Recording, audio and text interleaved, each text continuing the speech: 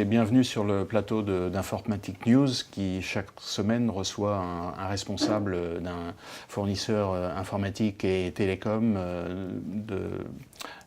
présent sur le territoire français.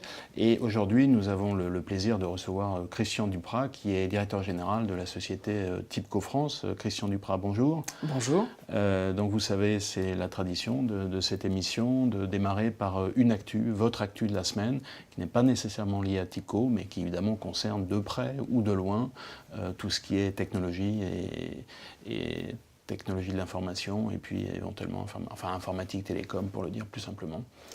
Alors j'ai choisi de prendre, merci de me recevoir aujourd'hui. J'ai choisi de revenir sur un événement donc, de la semaine dernière, qui est la COP24.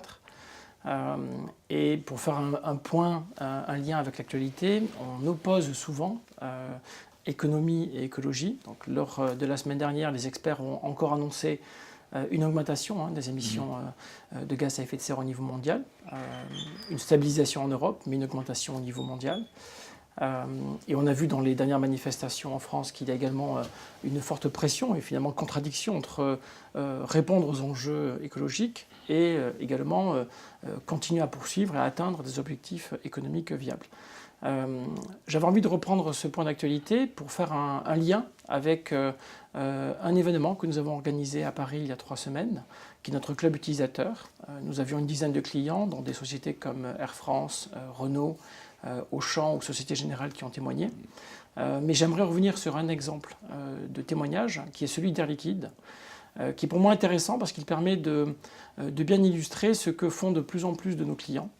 Air Liquide pilote aujourd'hui l'ensemble de ses usines avec nos plateformes d'analytique, d'analyse de données, et cherche à optimiser, réduire la consommation d'énergie électrique, et donc par voie de conséquence, les émissions de gaz à effet de serre. Donc ils ont présenté ce témoignage et je le trouvais intéressant parce qu'il permet de prendre un peu un contre-pied et de montrer comment, de manière concrète, la technologie permet d'être un trait d'union finalement entre la réponse à des attentes économiques, mais également à un impératif qui s'imposera à nous tous, qui est l'enjeu écologique. Alors effectivement, il faudrait faire le bilan, si je puis dire, entre ce que ça consomme et ce que ça permet d'économiser, parce que ce que ça consomme, malgré tout, tous nos appareils, les data centers qui sont de plus en plus énergivores, ça consomme énormément d'énergie. Et puis de l'autre côté, effectivement, ça permet d'en économiser. Donc vous pensez que à terme, et à terme c'est de plus en plus rapproché, puisque, comme vous le disiez, les chiffres sont assez alarmistes, on sait que la technologie peut jouer un rôle très positif dans tout ça. Tout à fait. Donc c'est exactement également ce que présente le rapport des experts présenté la semaine dernière. C'est qu'il y a des industriels, les industriels représentent une grande part de la production, évidemment, de gaz à effet de serre, mais on voit bien, et dans le cas que je citais précédemment, qu'une part très importante de ces dépenses d'énergie peut être réalisée. Et ça n'est pas contradictoire avec un bon retour sur investissement, finalement, de cette bonne pratique écologique. Il y a une réduction très très importante en termes de pourcentage donc de consommation, donc une vraie économie, donc une vraie réduction des émissions par cette société, et également un très bon retour sur investissement, puisque le projet a été plus que financé en quelques mois, simplement. Donc, pour moi, les deux objectifs ne sont pas contradictoires et la technologie peut vraiment servir de lien. Très bien. Alors, on va parler de Tipco, bien entendu.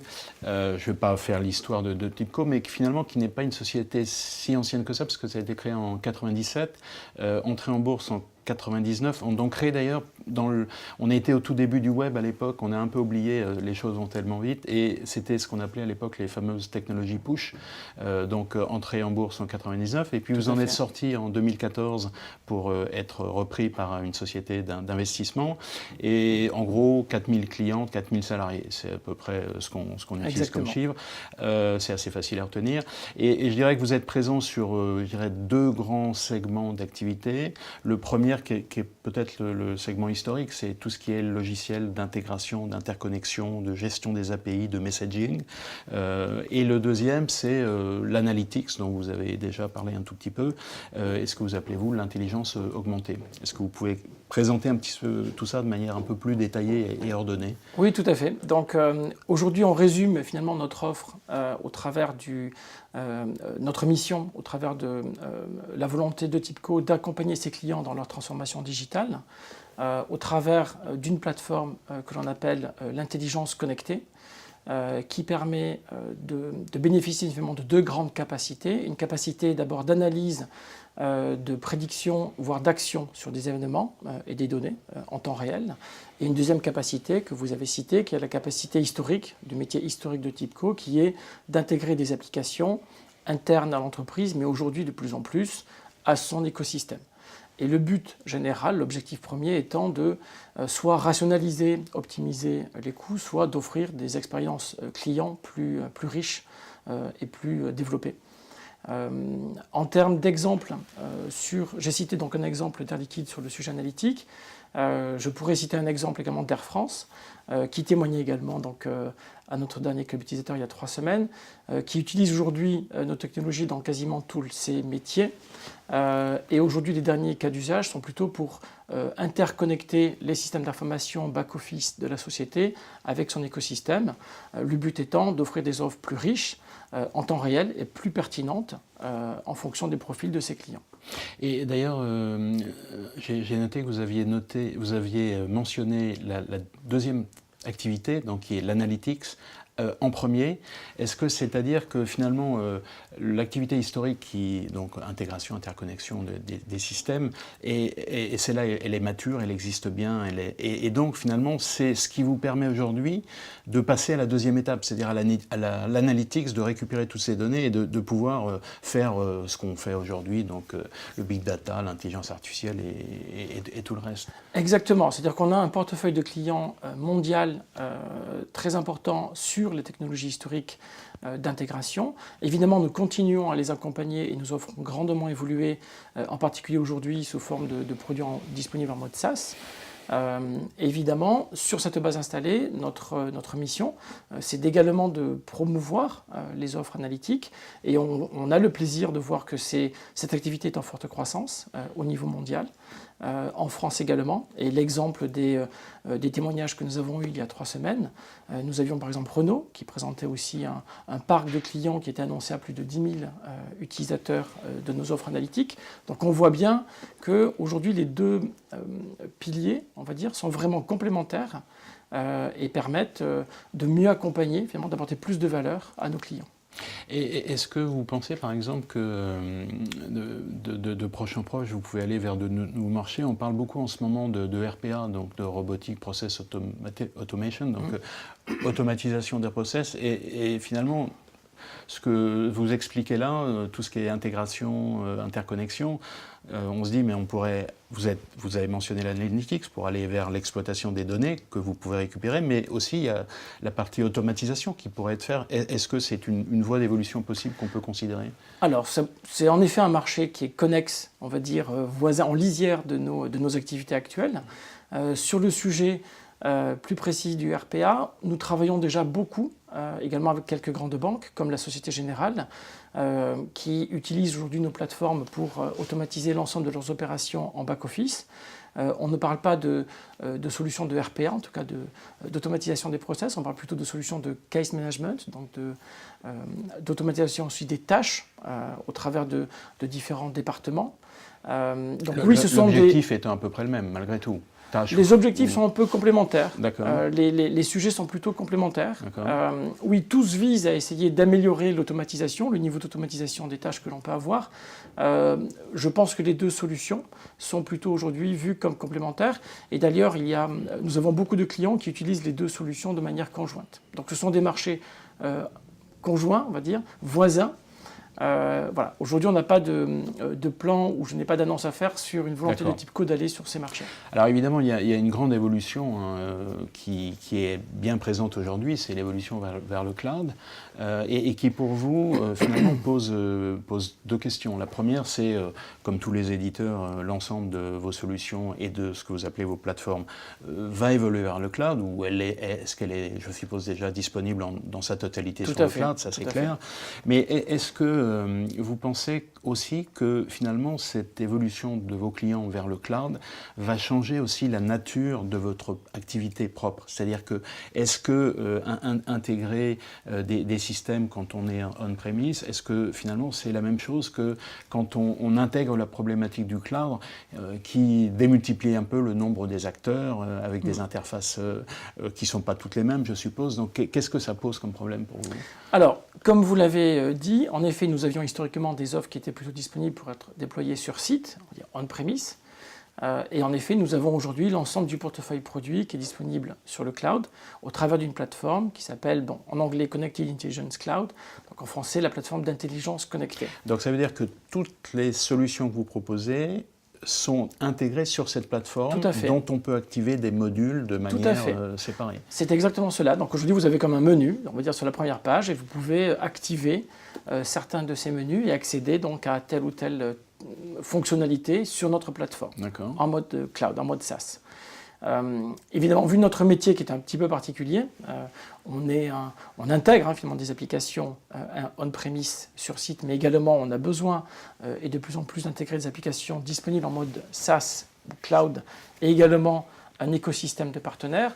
Donc la grande évolution, c'est qu'on a juste démultiplié la problématique d'intégration. Donc là où avant la problématique finalement était assez concentrée à des problématiques d'intégration d'applications en interne, aujourd'hui avec les évolutions des architectures des entreprises, on a juste démultiplié, augmenté les opportunités mais aussi les sujets à traiter en termes d'intégration. Donc aujourd'hui, ce que l'on voit, c'est qu'on doit traiter, et on a beaucoup de demandes pour faire de l'intégration dite hybride, avec des volontés de pouvoir soit utiliser nos plateformes pour intégrer des choses qui sont, on va dire, soit on-premise, soit sur le cloud, mais également une volonté de nos clients de pouvoir consommer et utiliser nos technologies également de manière hybride, soit au travers, on va dire, de manière très classique de leurs installations, soit au travers d'applications SaaS. Donc l'hybridation finalement joue dans les deux sens. L'hybridation joue dans les deux sens. Et ce que l'on voit également, c'est un troisième phénomène, c'est de plus en plus d'utilisateurs en dehors des départements IT, consommateurs de ces technologies. Le SaaS a vraiment boosté, on va dire, l'usage des logiciels par les métiers, ce qui se traduit... Parfois dans des conditions un peu limites. Tout à fait, tout à fait. Et bien aussi, même nous, sur notre métier, qui peut paraître parfois un peu plus technique, on a de plus en plus de cas d'usage et d'utilisateurs avec des offres évidemment adaptées, donc côté métier, qui peuvent utiliser nos solutions pour faire des intégrations, on va dire, simples. Et alors, votre plateforme, elle est disponible sur l'ensemble des grands opérateurs de cloud public, ou est-ce que vous avez un partenariat particulier avec l'un d'entre eux? Tout à fait. Alors, on a besoin, et ça fait partie de notre histoire, d'être agnostique. Et on pense que c'est une vraie garantie en termes d'indépendance numérique. Aujourd'hui, nos solutions sont disponibles sur des containers. Et donc, on tourne aussi bien, elles sont disponibles sur les plateformes d'Amazon, mais également de plus en plus sur les plateformes Azure de Microsoft. D'accord. Alors, il y a un sujet évidemment d'actualité qu'on ne peut pas échapper, qui est le fait que vous avez racheté il y a quelques jours la société française Orchestra Networks. Tout à fait. D'ailleurs, on pourrait se désoler d'un certain point de vue qu'il y a eu cette société qui vient d'être rachetée par TIBCO, il y a eu Contextor qui a été racheté par SAP, donc on a l'impression qu'à chaque fois qu'un éditeur de logiciels français est un peu dynamique et émerge, paf, il se fait racheter par un grand éditeur. Bon, mais ceci mis à part, on sait que Orchestra Networks a été créé d'ailleurs un peu après vous, pas beaucoup après, c'est 2-3 ans après. Oui, on a à peu près le même âge. Bon, évidemment, comme il était en France, il n'a pas eu le même parcours que TIBCO. C'est un spécialiste du MDM, donc on est sur de la donnée. En quoi et comment vous allez utiliser l'offre d'Orchestra sur votre plateforme pour étoffer finalement l'ensemble de vos solutions? Alors, je veux juste revenir sur votre idée qui disait le grand américain rachète J'ai pas dit, français. Vous avez bien noté, j'ai pas dit, parce qu'en plus il y avait SAP, donc c'est un grand allemand. Exactement, le grand allemand. Bon. Alors oui, TIBCO est une société américaine, notre siège est en Californie, dans la baie de San Francisco, à Palo Alto. Mais TIBCO, depuis sa création, est une société très internationale. Et encore aujourd'hui, notre comité de direction est composé de Canadiens, Australiens, Anglais, Français, finalement assez peu d'Américains. Donc tout va bien. Donc en réalité, TIBCO est une société dont le siège est aux États-Unis, mais on est déjà très très international. Nous sommes très très heureux du rapprochement, évidemment de l'acquisition, mais du rapprochement avec la société Orchestra Network, parce qu'elle va permettre à la fois de démultiplier leur activité et également de vraiment compléter leur offre avec notre portefeuille existant. Démultiplier parce que nous allons pouvoir évidemment, de par notre taille... Ça on le comprend facilement, oui. Voilà, les introduire dans plus de pays, plus de clients. Également intégrer des équipes, des personnes, et en particulier des équipes R&D qui restent et qui seront basées à Paris. Et ensuite, évidemment, la complémentarité des offres, elle est assez évidente, elle est très très évidente. On a déjà des clients, nous avons déjà des clients communs qui utilisaient sans nous le demander nos technologies en combinaison. Je peux citer par exemple le BNP. Donc finalement, le partenariat que l'on acte aujourd'hui est une suite assez logique de ce qui se passait déjà sur le marché. Un dernier point, en résumé, Orchestra qui est vraiment un pionnier sur la gestion des données de référence, sur les outils de gestion, gouvernance des données de référence, va permettre d'augmenter la capacité de TIBCO et la capacité donc, de nos clients, au travers de nos offres, à gérer leur capital donné. Donc c'est l'objectif stratégique que nous avons au travers de ce rapprochement. Très bien. Écoutez, je crois qu'on a fait un tour assez complet. On aura sans doute l'occasion de revenir sur ce rapprochement avec Orchestra. En tout cas, Christian Duprat, merci beaucoup. Merci beaucoup.